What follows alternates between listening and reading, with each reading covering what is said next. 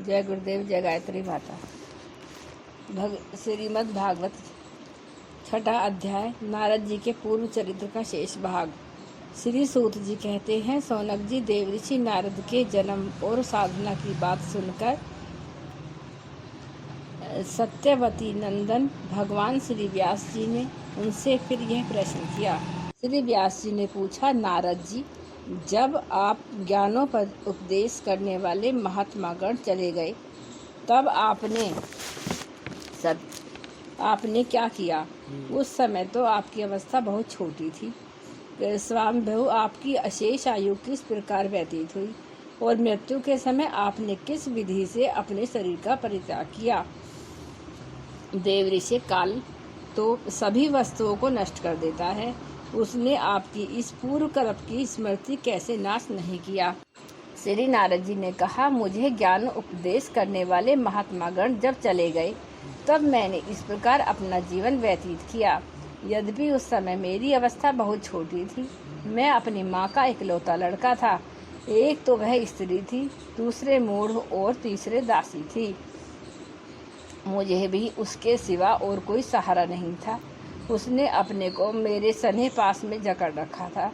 वह मेरे योग क्षेम की चिंता तो बहुत करती थी, परंतु पराधीन होने के कारण कुछ कर नहीं पाती थी।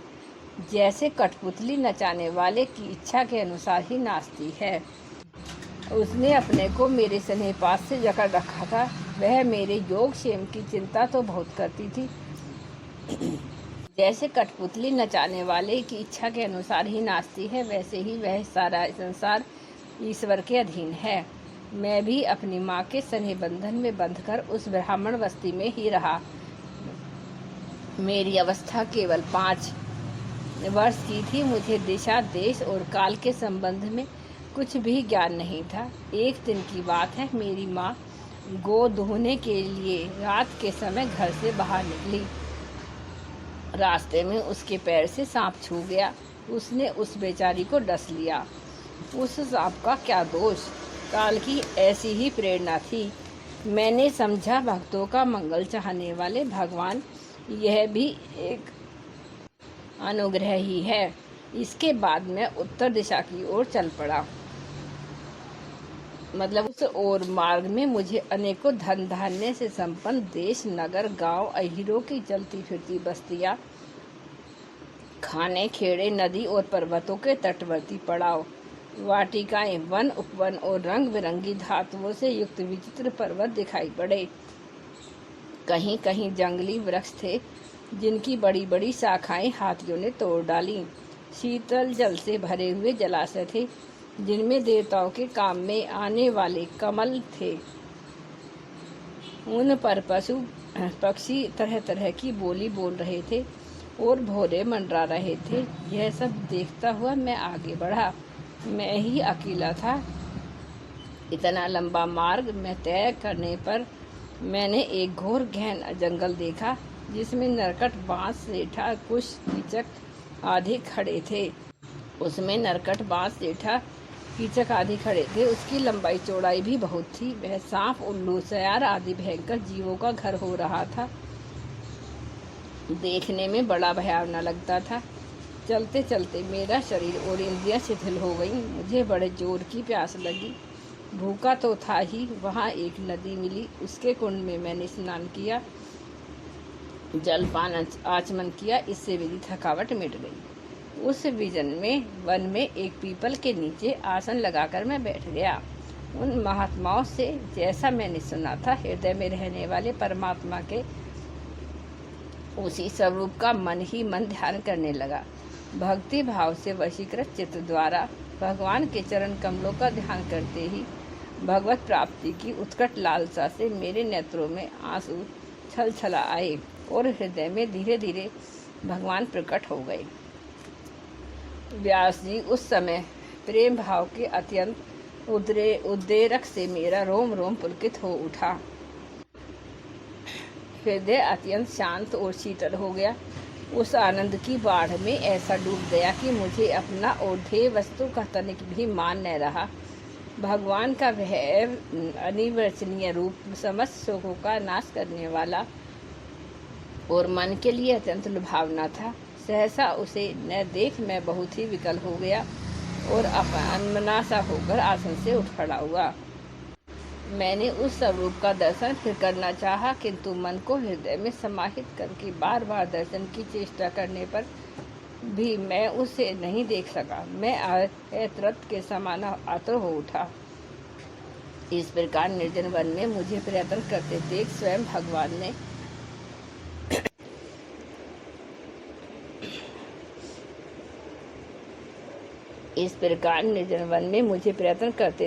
भगवान ने जो वाणी के विषय नहीं है, बड़े गंभीर और मधुर वाणी से मेरे शोक को शांत करते हुए कहा, खेद है कि इस जन्म में तुम मेरा दर्शन नहीं कर सकोगे। जिनकी वासनाएं पूर्णतः शांत नहीं हो गई हैं, उन अधकचरे योगियों को मेरा दर्शन अत्यंत दुर्लभ है। निष्पाप बालक, तुम्हारे हृदय में मुझे प्राप्त करने की लालसा जागृत करने के लिए ही मैंने एक बार तुम्हें अपने रूप की झलक दिखाई। मुझे प्राप्त करने की आकांक्षाओं से युक्त साधक धीरे धीरे हृदय की संपूर्ण वासनाओं का भली भांति त्याग कर देता है। अल्पकालीन संत सेवा से ही तुम्हारी चित्तवृत्ति मुझ में स्थिर हो गई है। अब तुम इस प्राकृत मलिन शरीर को छोड़कर मेरे पार्षद हो जाओगे। मुझे प्राप्त करने का तुम्हारा यह दृढ़ निश्चय कभी किसी प्रकार नहीं टूटेगा। समस्त सृष्टि का प्रलय हो जाने पर भी मेरी कृपा से तुम्हें मेरी स्मृति बनी रहेगी। आकाश के समान अव्यक्त सर्वशक्तिमान महान परमात्मा इतना कहकर चुप हो रहे। उनकी इस कृपा का अनुभव करके मैंने उन श्रेष्ठताओं से भी श्रेष्ठतर भगवान को सिर झुकाकर प्रणाम किया। तभी से मैं लज्जा संकोच छोड़कर भगवान के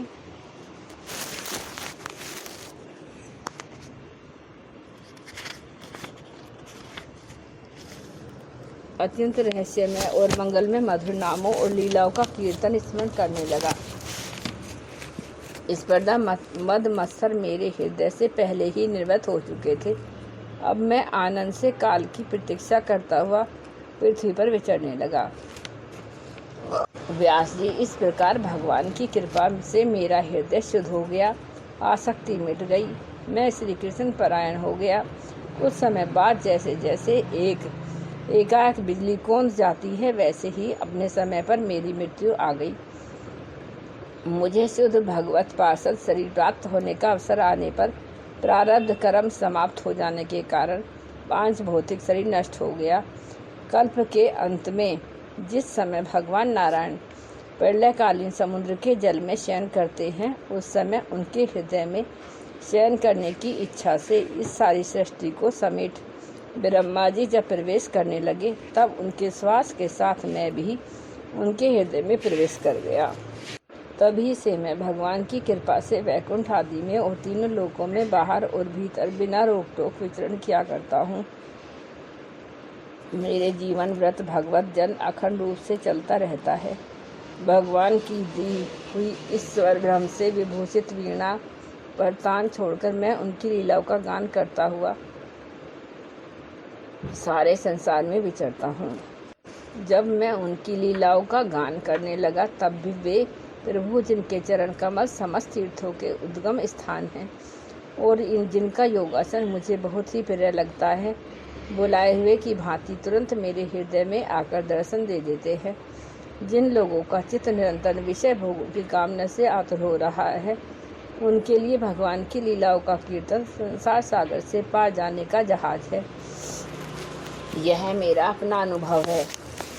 काम और लोभ की चोट से बार बार घायल हुआ हृदय श्री कृष्ण सेवा से जैसे प्रत्यक्ष शांति का अनुभव करता है, यम नियम आदि योग मार्गों से वैसी शांति नहीं मिल सकती।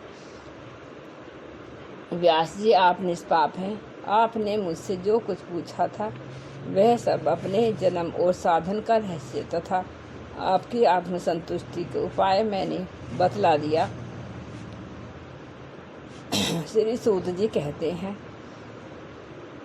सोनक आदि ऋषियों देव ऋषि नारद जी व्यास जी से इस प्रकार कहकर जाने की अनुमति ली और वीणा बजाते हुए स्वच्छंद विचरण करने के लिए वे चल पड़े।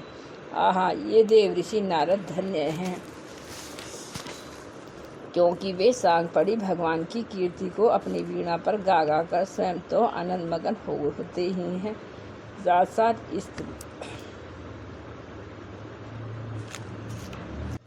इस तरह तप्तम जगत को भी आनंदित करते रहते हैं। जय गुरुदेव, जय गायत्री माता।